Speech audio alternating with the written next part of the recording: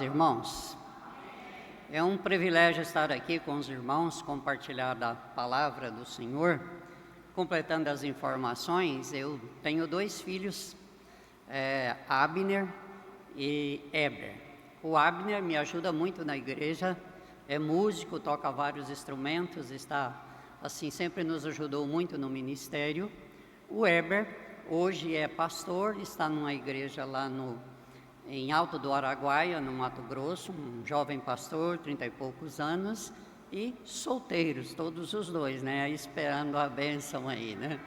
Então nós residimos em Frutal, eu deixei de pastorear igrejas, porque estou no processo de jubilação, e acho que já é tempo assim de descansar um pouco, né, conforme aconselha a nossa igreja. Então é um prazer estar aqui para compartilhar com os irmãos a palavra do Senhor.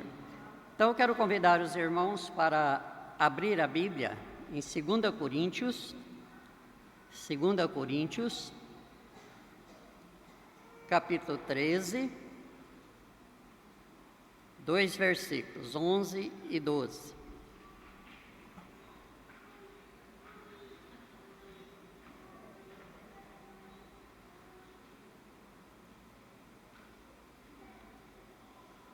Leiamos, 2 Coríntios, capítulo 13, 11 e 12. Quanto ao mais, irmãos, a Deus, aperfeiçoai-vos, consolai-vos, sede do mesmo parecer, vivei em paz, e o Deus de amor e de paz estará convosco. Saudai-vos uns aos outros com o ósculo santo, todos os santos vos saúdam. Esse texto nós encontramos o apóstolo Paulo se despedindo da igreja de Corinto na sua 2ª carta.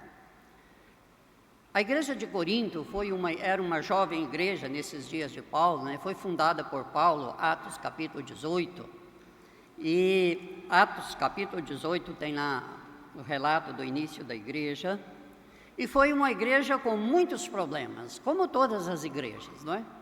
É interessante, às vezes a gente pensa que as igrejas do passado eram mais santas, eram diferentes de nós, não tinham os problemas que as nossas igrejas têm.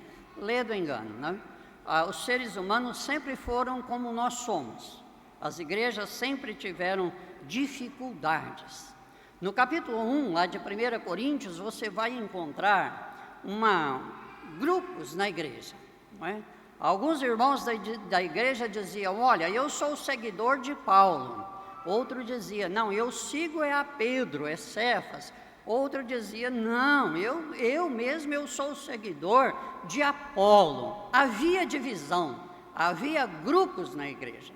Capítulo 4, 5 e 6 de 1 Coríntios, Paulo fala de muitos problemas, desde questões de imoralidade, litígio entre os irmãos.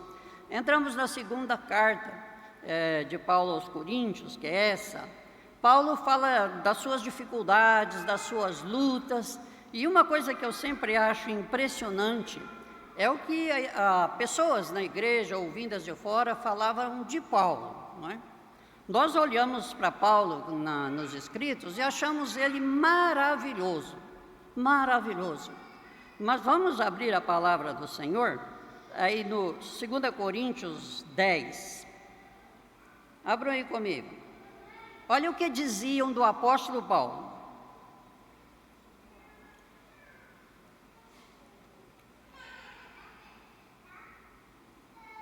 Vamos ler juntos? Versos 10.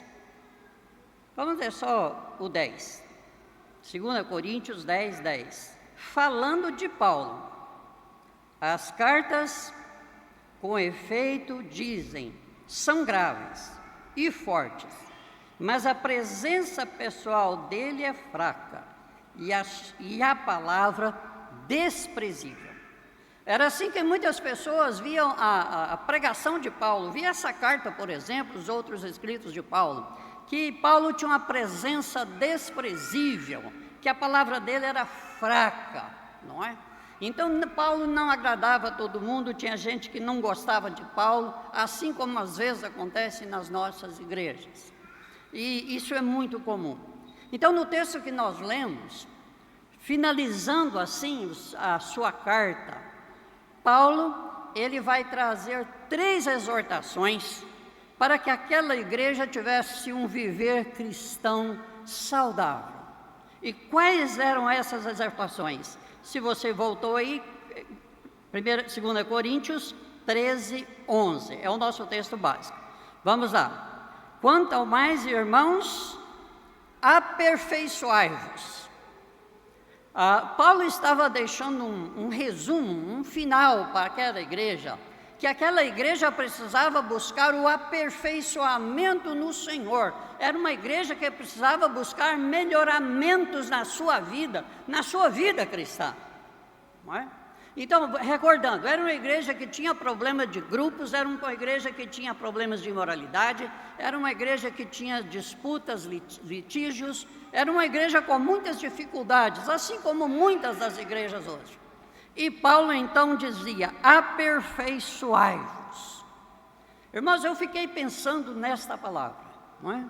Aperfeiçoar. Quantas vezes nós, como crentes, achamos que já estamos prontos? Imagina você, nós, pais, quando nós temos os filhos das escolas, faculdades, nós esperamos que no final do ano ele tenha melhorado, ele tenha que aperfeiçoado, ele tenha crescido no conhecimento. Ou não é verdade? Não é?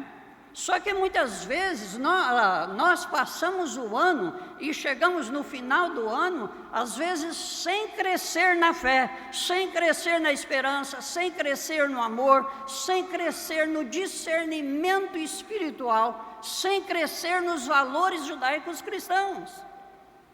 Então essa palavra vem para você, para mim: aperfeiçoai-vos, melhore o seu viver cristão. Melhore a sua prática cristã, cresça no conhecimento, cresça na intimidade, cresça no discernimento espiritual. Eu nasci numa pequena cidade chamada Coromandel, 30 mil habitantes, nunca passou disso, cidade das Minas Gerais. E uma coisa que lá tem, que eu convivi desde cedo, é que lá tem garimpo de diamantes. E diamante é uma pedra muito dura, como todos sabem, mas é uma pedra muito preciosa e de grande valor. Mas até que aquela pedra bruta que o garimpeiro pega ali da praia, ali dos rios, dos córregos, e ela se transforma em um anel, ela tem um longo processo. Porque quando aquela pedra é achada, muitas delas têm manchas, pequenos pontos, negros, amarelados. Então aquela pedra precisa passar por um processo que é chamado lapidar. Lapidar é polir o diamante, é tirar a impureza, é aperfeiçoar na forma, dando uma forma mais arredondada ou quadrada, assim, para que ela se transforme numa joia. É uma pedra de grande valor, mas que tem que ser aperfeiçoada, tirada as impurezas. Meus irmãos, isso traz para nós um grande ensino. Talvez você que está aí nos assistindo aí pela internet, nunca pensou nisso, ou nós aqui, mas como crentes nós somos uma joia preciosíssima para Deus, tanto é que Jesus morreu por nós. Mas muitas vezes nós carregamos pela vida coisas que nós precisamos melhorar em nós, precisamos ser lapidados pela palavra, precisamos nos esforçar para melhorar, para crescer na graça, crescer no conhecimento, crescer no amor, crescer na esperança em Cristo Jesus. E o nosso alvo é muito alto. Jesus disse: portanto, sede perfeitos, como perfeito é o vosso Pai Celestial. É claro que nós temos que nos aperfeiçoar, não para ser salvo, mas porque somos salvos. Somos joias no reino de Deus. Somos preciosos. Somos a igreja de Cristo, igreja vitoriosa. Mas precisamos nos esforçar para, Colossenses 3, pensai nas coisas lá do alto. Quantas vezes nós passamos o dia sem pensar em Deus? E quanto mais nós pensamos, mais nós praticamos. Mas isso precisa ser, na nossa vida, uma questão intencional na nossa vida, de crescer, de aperfeiçoar, de melhorar a nossa vivência cristã. De entender o que significa o amar a Deus e amar ao próximo hoje, no aqui e no agora da vida. No aqui e agora da vida. Colossenses 4:2, saúda-vos, Epáfras, que dentre vós é servo de Cristo Jesus, o qual se esforça sobremaneira continuamente por vós nas orações, Colossenses 4:12, para que vos conserveis perfeitos. Precisamos orar para sustentar a igreja, precisamos interceder pelos filhos, precisamos interceder pelos pastores, precisamos interceder pelos irmãos, precisamos interceder pelas finanças da igreja, mas também precisamos agir, melhorar a cada ano, aperfeiçoar o nosso viver cristão. E, acima de tudo, perseverar na oração para que sejamos perfeitos e plenamente convictos de toda a boa vontade de Deus. Então, lá em Tiago 1:4 diz assim: ora, a perseverança deve ter ação completa, para que sejais perfeitos e íntegros e em nada deficientes. Então, nós precisamos nos esforçar para melhorar a nossa vivência cristã, a começar da minha vida pessoal, dos meus pensamentos. Filipenses 2:8 diz que em que a gente deve pensar? Em tudo que é bom, em tudo que é agradável, em tudo que é de respeito, em todo louvor. Nós precisamos colocar isso na nossa mente e tirar do nosso coração tudo aquilo e da nossa mente, tudo aquilo que desagrada a Deus. Mas, em segundo lugar, o apóstolo nos deixa também uma informação que vai nos ajudar em muito ter uma vida cristã mais saudável. Ela aparece aí no verbo consolai-vos. O que é consolar? O que é consolar? Consolar é aliviar o sofrimento, é confortar. Confortar. Irmãos, viver é uma coisa maravilhosa. Seguir a Cristo é maravilhoso. A fé cristã, os valores cristãos, é a melhor coisa para a vida do ser humano. O melhor. O melhor. Muitas vezes as pessoas, às vezes de uma forma até um pouco assim, diz assim: ser crente é difícil. Irmão, seguir a Cristo é maravilhoso. É maravilhoso. É o caminho da fé, é o caminho da esperança, é o caminho da fidelidade, é o caminho do amor ao próximo, é o caminho do trabalho, é o caminho da vitória espiritual, é o caminho da liberdade, em todo o sentido humano. Então, seguir a Cristo é a coisa mais maravilhosa que tem. Mas nós temos na vida muitas angústias, muitos sofrimentos, e às vezes nós precisamos sermos consolados. Consolados. Eu poderia falar aqui de várias fontes de sofrimento que nós temos hoje, das guerras, de tanta coisa ruim. Mas eu queria me restringir um pouco na questão da família. Família. Criar os filhos, eu tenho 2. E fui um pai daqueles que carregava os filhos nos braços, trocava a fralda, fazia mamadeira.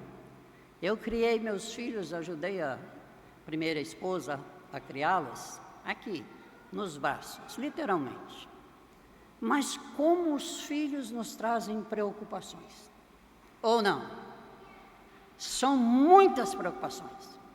Nas reuniões das nossas igrejas, nós sempre encontramos pais dizendo assim: eu quero que ore pelos meus filhos, pelos estudos, para que Deus livre, para que traga um casamento, é isso, aquilo. Nós muitas vezes nos angustiamos pelos nossos filhos. E com esses anos de pastorado e de convivência, e depois me casei com essa maravilhosa senhora, Zilda, e eu já era escritor, já tinha escrevido uns livros, e nós resolvemos refletir sobre uma questão que passa despercebida, mas é muito complicada hoje. É a questão da educação financeira dos filhos. É muito difícil hoje.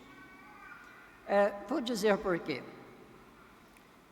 Quando eu era menino, 10 anos, a vida era muito simples. A gente tinha poucas roupas. Eu me lembro que aos 10 anos de idade eu pegava uma caixa, um caixote literalmente, com graxa, escova, pano, água e sabão, e ia para a rodoviária da cidade e ficava lá o dia inteiro. Moço, quer engraxar? Moço, quer engraxar? Para ganhar um dinheirinho.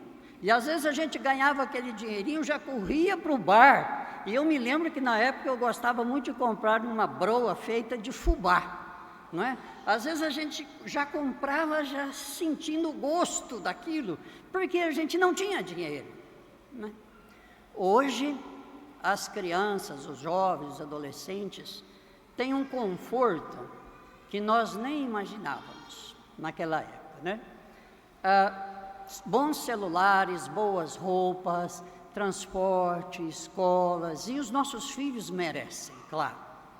Os nossos filhos merecem, precisamos fazer, não estou dizendo nada contra. Mas só que isso tudo custa dinheiro. E dinheiro é igual trabalho, não é? E trabalho é igual suar o rosto. E muitas vezes as famílias se veem apertadas diante da pesada carga financeira, na expectativa que os filhos cresçam e ajudem os pais. Mas aí na nossa reflexão, nós chegamos nesse livro que a gente quer apresentar para os irmãos: filhos folgados, pais apertados; filhos comprometidos, pais aliviados. Nós escrevemos esse livro para tentar guiar os nossos jovens da igreja na estruturação do casamento, na procura do trabalho, não é? Porque muitas vezes os pais e a família se envolvem nos estudos do filho, e os filhos às vezes terminam a faculdade, correm atrás de emprego e não acham. Outros começam a trabalhar, mas se trabalham, ganham o seu dinheiro, mas se não se comprometem com as finanças da casa, fazem só para eles. As contas vão ficar só para os velhos, e vai ficando. E por falta dessa educação financeira, aí o problema vai se agravando. Às vezes, por causa da situação financeira, os jovens às vezes casam e não conseguem administrar financeiramente a sua casa. Não tem costume, não tem hábito, não tem prática. Não é que são ruins. Não conseguem equilibrar a vida que levam com aquilo que ganham. E aí nos angustia. Eu já vi casamento de crentes que não passou de 1 ano. E não conseguiram se ajustar, não estavam preparados. E o que é que nós vamos fazer? Nesses grandes momentos, às vezes, a única coisa que sobra é orar.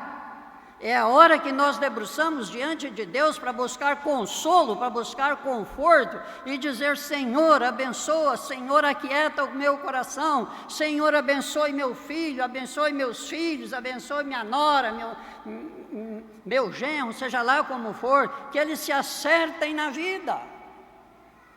Então nós precisamos buscar o consolo.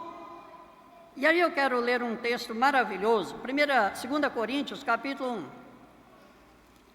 Então Paulo está terminando a carta e dizendo aos irmãos: aperfeiçoai o viver cristão, consolai-vos.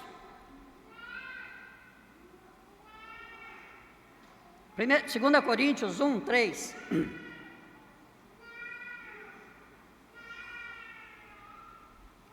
Leiamos. Bendito seja o Deus e Pai de nosso Senhor Jesus Cristo, o Pai de misericórdia e Deus de toda consolação. 4. É Ele que nos conforta em toda e qualquer tribulação, para podermos consolar os que estiverem em qualquer angústia, com a consolação que nós mesmos somos contemplados por Deus. Então Paulo está dizendo para aquela igreja de Corinto que tinha muitos problemas, e para nós também hoje, que Deus é o Pai de toda consolação, Deus é o Deus de misericórdia, e nas horas das lutas, das angústias, das incompreensões, das inquietações da vida, nós temos que dobrar os nossos joelhos. Primeiro nós temos que nos aperfeiçoar, buscar uma vida com mais santidade, mas também dobrar os nossos joelhos, buscar o consolo, o conforto do Senhor, para podermos consolar aqueles que estão em qualquer angústia. Mas para mim ser um instrumento de consolo, eu preciso experimentar o consolo de Deus na minha vida.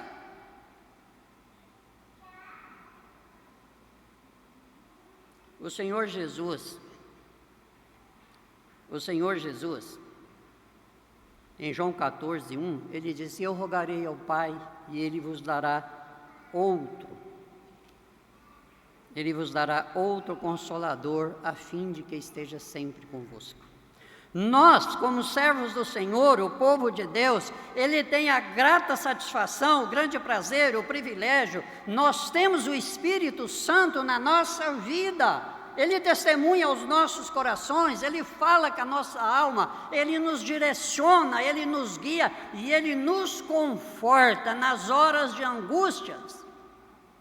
Muitas vezes, quando nós vemos os nossos filhos em dificuldades, o maior consolo para nós é clamar ao Senhor por misericórdia, que Deus abençoe, que Deus console, que Deus conforte. Paulo escrevendo aos Romanos, vamos abrir o texto lá? Paulo escrevendo aos Romanos, capítulo 15, o verso 4. Abram lá. Romanos,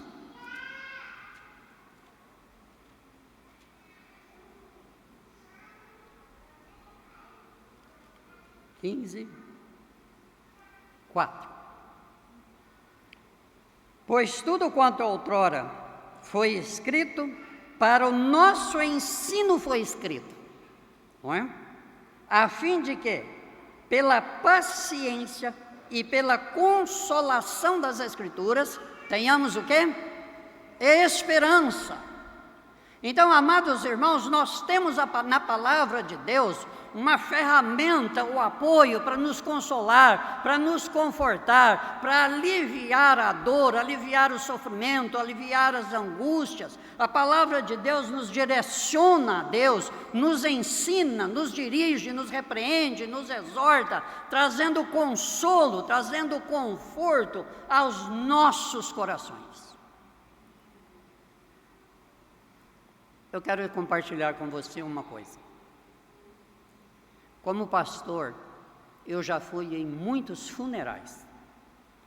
O pastor Diogo está aqui e sabe disso. Quando a gente vai para um culto fúnebre, a gente procura levar uma palavra de consolo e de conforto para as pessoas. Mas, ao mesmo tempo, eu creio, não existe nenhuma palavra humana para consolar o coração de uma pessoa. Imagina uma mãe que vê seu filho jovem morto num acidente. Não tem palavra que consola. Não tem. Pode vir a psicologia, sociologias e tantas ias que quiserem colocar, não há palavras. Eu creio que há apenas uma palavra que pode trazer conforto nesse momento, é uma palavra de Jesus. Eu sou a ressurreição e a vida, quem crê em mim, ainda que morra, viverá. Então, para a família enlutada, olhar ali para a lápide, ver o seu parente morto, pensar que ele está vivo nos céus, não tem consolo igual. Não tem. A palavra de Deus traz consolo, traz conforto, em meio de todos os problemas das igrejas, das famílias, das lutas, das perdas, das incompreensões. Tudo que foi escrito, até as brigas da igreja de Corinto, foi escrito para nos consolar e para nos trazer esperança. Amém? Mas ele faz uma terceira aqui, exortação, que vamos ler lá. Vamos ler o verso todo. Quanto ao mais, irmãos, a Deus, aperfeiçoai-vos, consolai-vos, sede do mesmo parecer e vivei em paz. Viver em paz no mundo de hoje é fácil? O que os irmãos acham, você que está em casa? Irmãos, eu não sei, eu não vivi há 2000 anos atrás, né? Como diz a música do Raul Seixas, 10.000 anos atrás. Né? Não sei como era lá. E às vezes a gente fica pensando, será que o nosso tempo está mais difícil? Está mais difícil, temos mais paz hoje do que 10.000 anos atrás, 2.000 anos atrás? É difícil até de mensurar isso. É difícil mensurar. Mas aí a gente pergunta, o que é paz? Paz é harmonia. Paz é ausência de conflitos.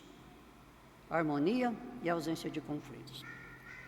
Irmãos, e para o ser humano viver em paz não é tão simples hoje. Porque as pessoas às vezes têm conflito consigo mesmas. Não aceitam o cabelo grisalho, branco como o meu, às vezes não aceitam o nariz, o tamanho, o peso, não aceitam os parentes, não é?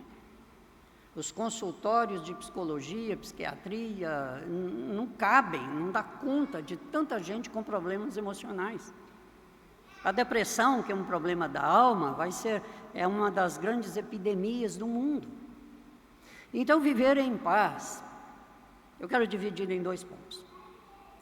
Jesus é a nossa paz, ponto. Lá em João, Jesus disse assim: deixo-vos a minha paz vos dou, não vou lá dou como o mundo a dá. Então nós, aquele que crê em Jesus, ele está em paz com Deus. Nós não estamos em guerra com Deus, não é? Nós vivemos em harmonia com Deus. Nós temos um relacionamento amigável com Deus. Jesus disse, já não os chamamos de servo, mas os chamamos de amigos. Amigos. Agora, viver em paz conosco e com o próximo, para mim, é uma luta diária. Diária. Então, o apóstolo Paulo, aí pensando, inspirado pelo Espírito Santo, nas brigas que havia em Coríntios, está lá no capítulo 1, não é? Quando os irmãos diziam, não, eu sigo, da igreja, eu sigo Paulo. O outro dizia, não, eu sigo Pedro. O outro, não, eu sigo Apolo, porque é Apolo que está certo. Aí ele vai dizer, gente, que isso, de Deus somos cooperadores, não é? Então, viver em harmonia, primeiro, conosco mesmo. Se nós estamos em paz com Deus, então nós temos que pensar como é que é a nossa vida. Você está bem com você mesmo? Você está satisfeito com aquilo que você tem, de como você vive, com o rosto que você tem, com a idade que você tem? Você está feliz com aquilo que você é, ou você está em conflito consigo mesmo? Temos que nos aceitar conforme nós somos, conforme Deus nos colocou e conforme conseguimos conquistar. E aí, eu quero ler um texto aqui do apóstolo Pedro, que eu acho sempre maravilhoso, da palavra do Senhor, quando ele diz assim, aparte-se do mal, 1 Pedro 3,11, aparte-se do mal, pratique o que é bom, busque a paz e empenhe-se por alcançá-lo. Então, Paulo está deixando um desafio para a igreja de Corinto, que é um desafio para todos nós. Nós, como servos de Deus, nós precisamos nos empenhar para vivermos em paz com o nosso próximo, viver em paz na igreja, viver em paz conosco mesmo, viver em paz com a família. É preciso haver um esforço intencional de cada um de nós todos os dias. Todos os dias. E esforçar para viver em paz. Eu vi uma ilustração muito boa. Eu não sei se por aqui tem, se os irmãos conhecem, aquele porco-espinho. Porco-espinho é um animal que é cheio de espinhos, como os diz. Todo o corpo dele é coberto de espinhos. E é a defesa dele, né? Se um predador morde, os espinhos saem na boca do predador e ele abandona, porque e os espinhos são muito venenosos. Conta-se que havia uma manada de porco-espinhos e teve uma grande geada, caiu geada, neve, essas coisas todas, e eles começaram a morrer porque estavam longe uns dos outros. E aí eles perceberam, os porcos espinhos, todos espinhados, né? Tem muita gente que é espinhada, não pode falar nada que... Eles perceberam que se eles ficassem juntos, um aquecia o outro. O calor do corpo um do outro aquecia mais. Mas aí eles começavam a se aproximar e esbarravam o espinho, furavam o outro pulava para lá.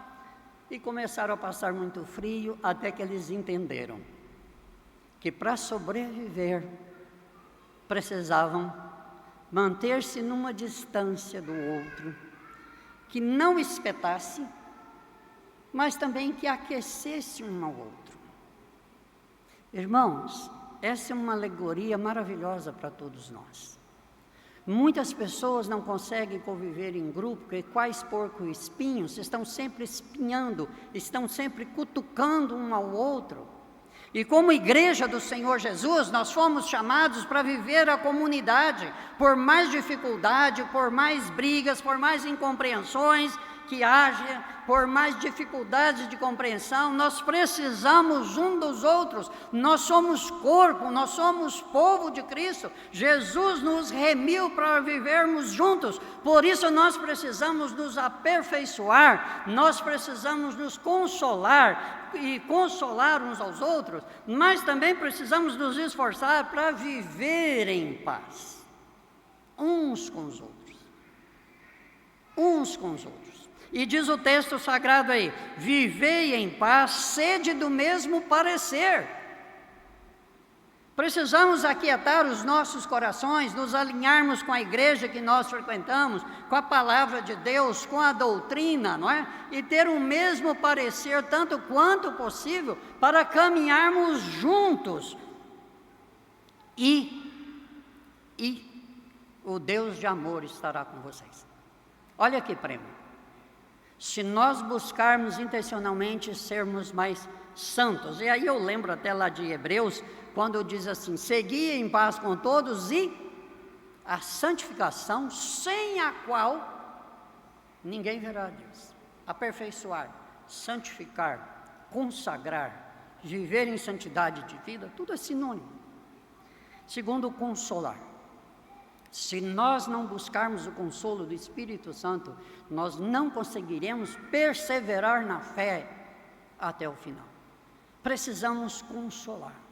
E aí eu me lembro daquela antiga oração lá do São Francisco de Assis, né, que talvez alguns aí mais velhos conheçam. Senhor, que eu procure mais consolar do que ser consolado, né? Que a gente seja um agente da consolação de Deus. E por fim, que possamos nos esforçar para viver em paz. Estamos em paz com Deus. Isso nada, ninguém muda. Mas viver em paz, o casal, os pais e os filhos, a comunidade, a igreja, a vizinhança, é uma luta diária para ser vencida, para que cada um de nós nos esforcemos e assim, o Deus da paz estará conosco. E terminando com a palavra de Jesus: felizes são os pacificadores. Feliz é aquele que promove a paz, que promove a harmonia.